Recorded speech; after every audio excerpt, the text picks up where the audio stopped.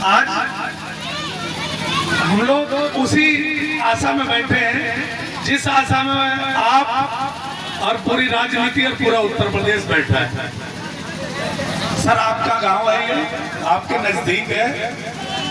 हमेशा ये गांव आपके आशीर्वाद को चाहता रहता है।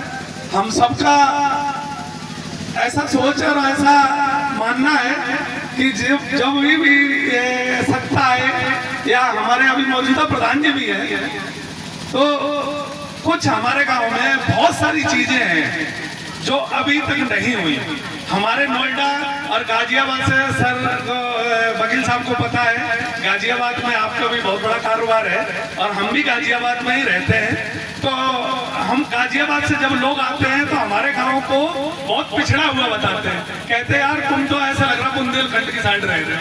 तो मेरा निवेदन यह है कि आप जिस रास्ते से आए हो और आप जिधर से निकलोगे, आप इन चीजों को ध्यान रखना, क्योंकि आने वाले समय में राजनीति में आपका बहुत बड़ा योगदान और आपका जो है मेहनत रंग लाने वाली है, क्योंकि ऐसा प्रदेश और देशवासियों का और गांव वालों का मानना है।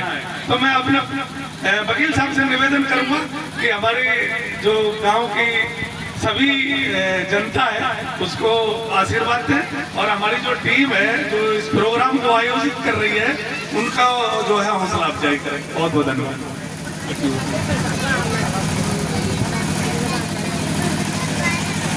आज इस भागवत कथा के आयोजन में भाई कृष्ण प्रसाद जी ने बुलाकर यहाँ मुझे इसमें सम्मिलित होने का मौका दिया, तो सर्वप्रथम मैं उन्हें बहुत बहुत धन्यवाद देता हूँ इसके लिए। आप सब इस भागवत के माध्यम से कथाचार्य जी के उद्बोधन को सुनकर जिस प्रकार से एक आध्यात्मिक भावना से जुड़ रहे हैं, ये बहुत अच्छी बात है और वो बहुत बड़ी बात है। भागवत के महानायक भगवान कृष्ण के हम लोग वंशज हैं सर, और इसलिए उनकी कथाओं को, उनकी लीलाओं को सुनकर हम जो है उनसे प्रेरित हों, ये बहुत अच्छी बात है। जहाँ तक बघिलुआ गांव का प्रश्न है, निश्चित रूप से ये मेरा अपना गांव है, यहाँ तो सब मेरा कार्य क्षेत्र है। सभी लोगों से ज़्यादातर यहाँ मिलना जुलना होता रहता है, चाहे वो वकालत में हो, चाहे राजनीति में हो, चाहे फिर ये यही पड़ोस में मेरा इंटर कॉलेज और डिग्री कॉलेज है, इधर पड़ोस में पेट्रोल पंप है, तो ये सब कार्य क्षेत्र है और सब लोग हमारे अपने जुड़े हुए लोग हैं। कुछ जो समस्याएं हैं निश्चित रूप से मैं देख के आ रहा था, सड़कें सब टूट गई हैं, हालांकि बनी हुई सड़कें नहीं सब, लेकिन अब टूट गई हैं। इस समय आपकी सरकार नहीं है, लेकिन धैर्य रखिए।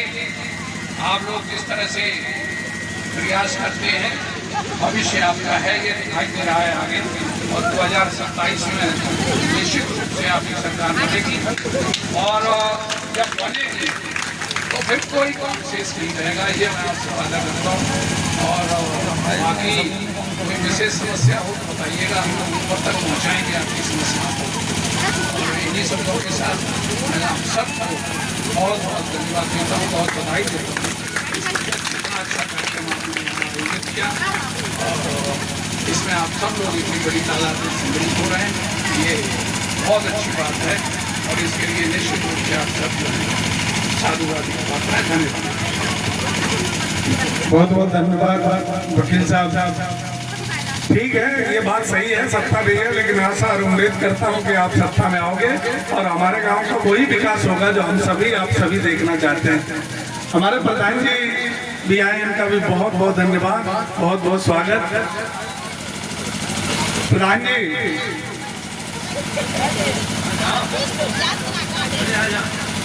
अरे आओ तो जनता के सामने तो हमारा